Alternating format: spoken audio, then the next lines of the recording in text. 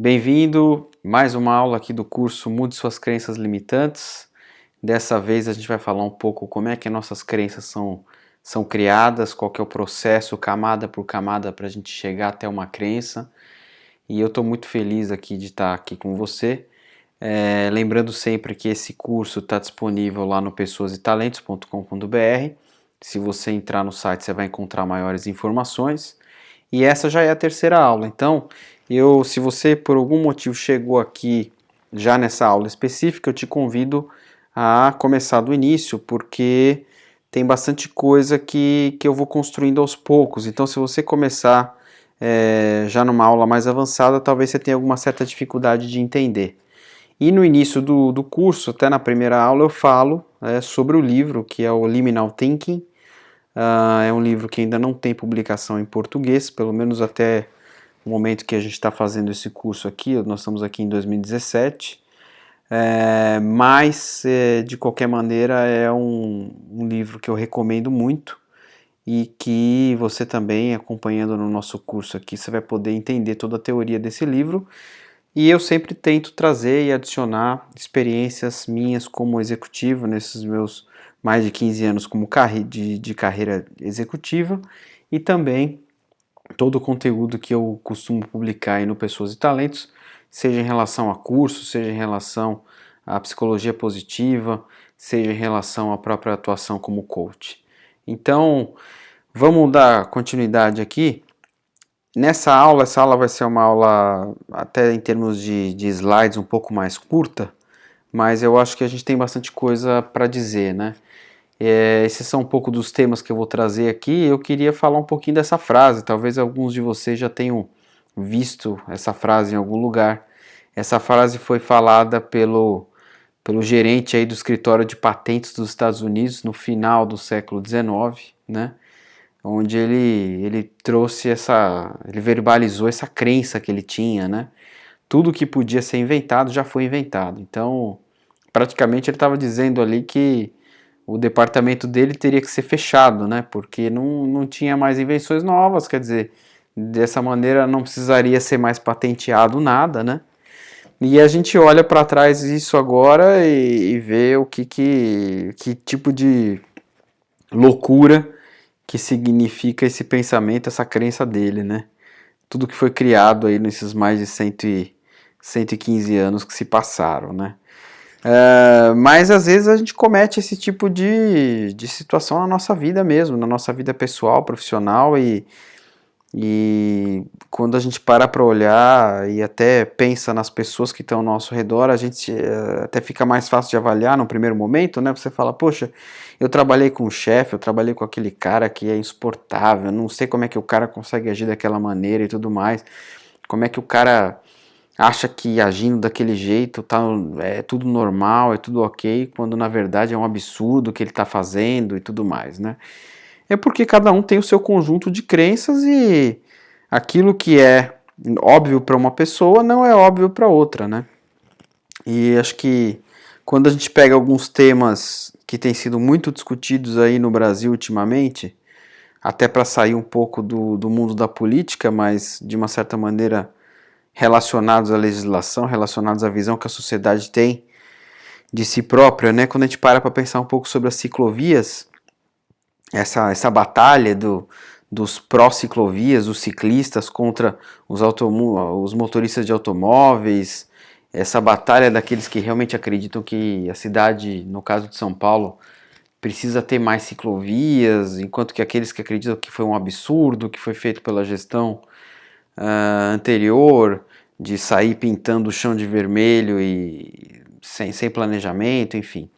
E pessoas que acham que não há lugar para bicicleta hoje em dia na cidade de São Paulo, né? Então, a gente sempre vê muito esses dois lados que são os extremos. A mesma coisa em relação ao parto. Eu tive a felicidade aí de, junto com a minha esposa, viver essa experiência maravilhosa de ter uma filha, e a gente escolheu pelo parto normal, mas a gente foi nesse processo conhecendo pessoas e conhecendo até movimentos que são apaixonados, né, pelo parto normal e até meio, assim, diria até extremamente politizados na defesa do parto normal. E também existe o outro lado, né? Das pessoas que acreditam que não, que é muito arriscado e que a cesárea tem que ser a escolha mesmo, definitiva e tudo mais. Então, volta para aquela questão, quer dizer, é a luta pelo óbvio, né? É a guerra pelo óbvio. A gente fica o tempo todo lutando por uma obviedade que muitas vezes não nos leva a lugar nenhum, né? Por quê? Porque a gente acaba entrando num mecanismo de cegueira, né? Onde esse óbvio está baseado em crenças, né? E que estão baseadas em outras coisas. Tem muito mais coisas por trás dessas crenças, né? Então, como eu venho defendendo aqui nesse curso, para a gente ter uma vida melhor, para a gente ser um ser atuante na sociedade que possa liderar de uma maneira diferente, para que a gente possa ser um exemplo para a nossa família, um exemplo para a sociedade, né? Para que a gente possa realmente ser um profissional melhor, para que a gente possa ser um pai de família, uma mãe de família melhor, a gente precisa entender o nosso processo de autoconhecimento e entender como as nossas crenças são formadas, né? Para que a gente possa realmente construir um debate, construir um diálogo em torno de todos esses temas que são fundamentais, né? Mas sem tanta paixão e sem tanta cegueira, né? Para que a gente possa realmente aprender com a opinião do outro. Quando a gente olha um pouco como as crenças são construídas, é que a gente começa a entender melhor aonde que a gente realmente pode chegar com uma visão de mundo mais aberta, com uma cabeça mais aberta, né? Então eu vou aqui guiar vocês um pouco por isso. Isso está baseado num modelo que em inglês, se você quiser buscar aí, talvez até se encontre algumas coisas em português, mas em inglês ele se chama a pirâmide das crenças, The Pyramid of Belief. E tudo começa aqui, começa na realidade. Então se você pegar de baixo para cima nessa figura, todos nós estamos vivendo uma realidade, né? E aqui entre parênteses você pode ver que o autor colocou como aquilo que é impossível de se conhecer na sua totalidade, ou seja, embora a gente esteja vivendo numa realidade de mundo atual, de país atual, de cidade atual que a gente vive, a gente nunca vai ter condições de captar a totalidade dessa realidade, né? Por quê? Porque a gente tem os nossos sentidos com as suas limitações, porque a gente tem limitações inerentes ao ser humano, né? A gente não consegue estar em todos os lugares ao mesmo tempo, a gente não consegue estar em todos os espaços ao mesmo tempo, então a nossa capacidade de captar a realidade já é limitada por si só, né? Pelo que a gente chama de experiências, pelas experiências que a gente vive na nossa vida, né? E aí a coisa começa a ficar bem diferente mesmo, porque se eu pensar, é por isso que, por exemplo, eu não gosto dessas generalizações do tipo geração Y, geração Z, baby boomers e tudo mais, porque é muito difícil você dizer que o jovem que vive na classe média alta de São Paulo é igual ao jovem que é pobre, que mora no Sudão do Sul, né, lá na África. Quer dizer, que tipo de fatores em comum você tem entre essas duas pessoas, né? As experiências que essas duas pessoas vivem são completamente diferentes, né? Então, a gente precisa sempre levar isso em consideração, a educação, a cultura, a família na qual a gente nasceu, tudo isso molda as experiências pelas quais a gente vai ter na nossa vida, né? As oportunidades que a gente vai ter de estar em certos lugares, de viver determinadas experiências. Bom, então a partir das experiências que a gente vive, a gente coloca o foco, coloca o nosso foco de atenção em algumas coisas, né? E eu vou explicar isso daqui no próximo slide, para ficar um pouquinho mais tangível para você, mas a partir da nossa experiência a gente coloca a atenção em certos acontecimentos da nossa vida, que a gente leva com a gente pro resto da vida, e a gente lembra, lá naquele dia aconteceu tal coisa, e aquilo ali me marcou muito, foi a partir daquele momento que eu comecei a agir assim, ou a agir assado, né? Então a gente coloca a nossa atenção, e você pode ver aqui no desenho aqui, a atenção é só um tracinho, né? Porque realmente é isso, é só um pedacinho muito pequeno da experiência, um pedacinho muito pequeno da realidade. E a partir desses acontecimentos, geralmente acontecimentos de mudança, acontecimentos traumáticos ou acontecimentos fantásticos, maravilhosos, mas que são acontecimentos pontuais, que a gente cria as nossas teorias, os nossos julgamentos, né? E por fim as nossas crenças. E quando a gente cria as nossas crenças, a gente fica ali em cima, né? Essa figurinha mostra um pouco isso. Ali no alto são pessoas, né? Nós estamos ali de pés em cima das nossas crenças, quer dizer, suportados pelas nossas crenças naquilo que é o quê? Que é o nosso óbvio, né? E eu falei nas aulas anteriores um pouco sobre política, esse momento que a gente está vivendo hoje no Brasil de coxinhas e mortadelas, né? Esse fla-flu político que a gente está vivendo, que segue esse mesmíssimo sistema de construção, né? Que é a pirâmide das crenças, né? Então, como você pode perceber aqui, as crenças são formadas camada por camada, né? Vamos tentar trazer um exemplo para que fique um pouco mais tangível aí para você. Então, se eu pensar um pouco num caso pontual aqui, vamos pensar numa pessoa que está refletindo sobre a sua infância, né? Então, essa pessoa vai pensar um pouco assim, beleza, a minha realidade é o quê? A minha realidade é a escola onde eu estudei, né? Eu estudei naquela determinada escola durante aqueles anos ali, durante 5 anos, naquela determinada cidade, né? Aquela escola tinha os seus professores, tinha o seu corpo docente, tinha o seu bairro ao redor, tinha suas famílias, era uma escola privada, uma escola pública, uma escola de pessoas de renda baixa, renda média, renda alta, enfim. Então essa é a realidade.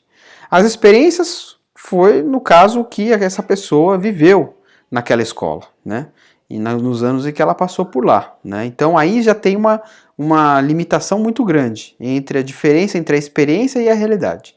E eu falei isso também na aula anterior, nas aulas anteriores, as pessoas confundem muito a realidade com a experiência, né? As pessoas acham que é a mesma coisa, né? O que eu vivi com o que é a realidade lá fora. E existe uma diferença enorme entre esses dois aspectos, né?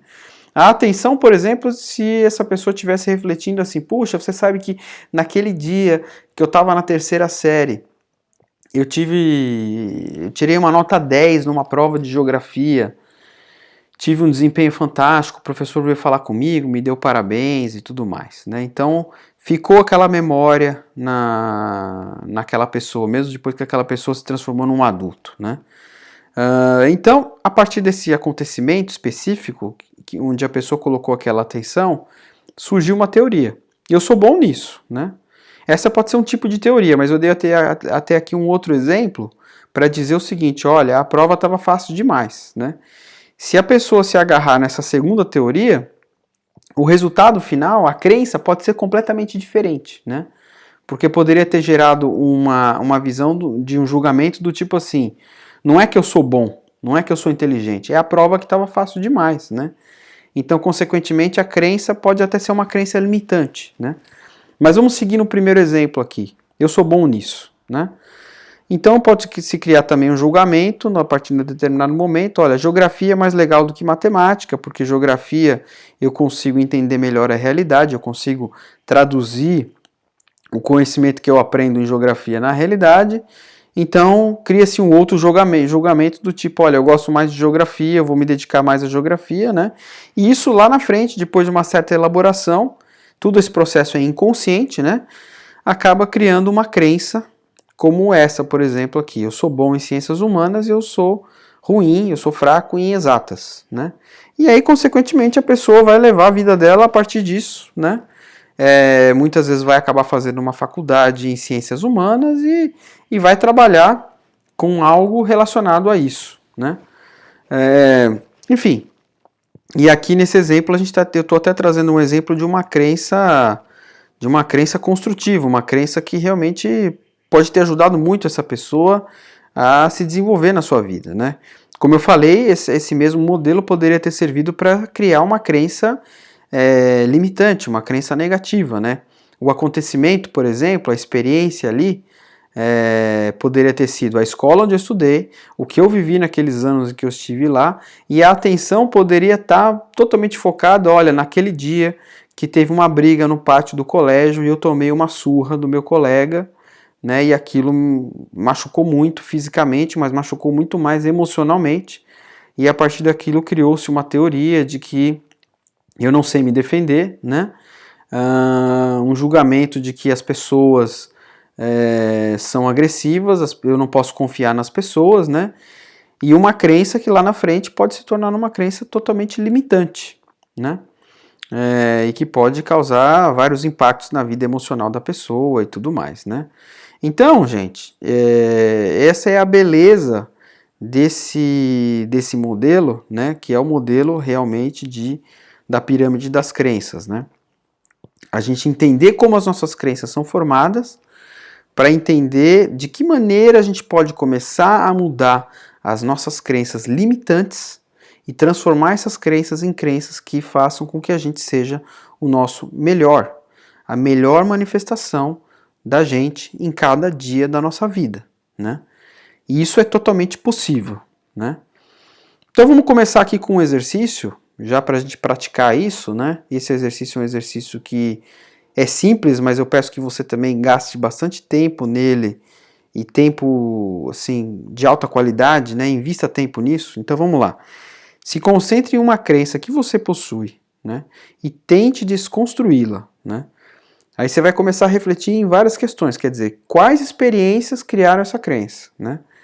O que você notou nessas experiências? Quais foram os acontecimentos dessas experiências para os quais você colocou a sua atenção, né? Que teorias e julgamentos você criou para suportar essa crença, né? E por fim, você consegue imaginar outros tipos de experiência que poderiam te levar à construção de uma crença diferente, né? Então veja bem que é um exercício simples, mas que tem uma profundidade enorme, tá? E eu te convido a fazer esse exercício porque você pode estar se deparando nesse momento com alguma crença limitante na sua vida pessoal, na sua vida amorosa, na sua vida profissional, né? No seu papel como pai, no seu papel como mãe, no seu papel como cidadão, no seu papel como avô, como avó, enfim, no seu papel como filho, né? Então, se você está se deparando nesse momento com esse desafio, investigue a sua crença, tá? Vai atrás para tentar entender aonde que está essa dificuldade. E você muitas vezes vai perceber que a dificuldade está em alguma crença que você tem e que você está cultivando aí dentro de você, né, inconscientemente, às vezes por anos, décadas, né? E chegou um momento, se você encontrou esse curso na internet, tá? Se você me encontrou, eu acredito muito nisso, eu acredito muito numa coisinha chamada sincronicidade, que são aquelas coincidências, né, que têm algo a mais, até do ponto de vista espiritual, esotérico, enfim, você pode dar o nome que você quiser para isso, né, religioso, mas eu acredito muito nisso. Se você encontrou esse curso e se você está assistindo essa aula, é porque essa mensagem também, de uma certa maneira, está voltada para você, né? Então pratique bastante, tá? E faça contato com a gente aí, pessoal. Tá aqui o meu site, pessoasetalentos.com.br. Curta a nossa página no Face também, onde você vai poder ter condições de receber sempre postagens nossas, cursos, convites para outros tipos de eventos, tá? E o meu e-mail tá aqui também. Se você quiser, entre em contato comigo, compartilhe a sua história, compartilhe o que você está achando desse curso aqui. E peço também que você compartilhe esse vídeo, tá? No YouTube, curta o nosso vídeo aí, deixe o seu comentário. Se você achou que está sendo importante para você, se você achou que tem alguma coisa que a gente pode melhorar também, deixe o seu comentário aqui no vídeo e a gente continua essa conversa bacana aqui no pessoasetalentos.com.br, ok?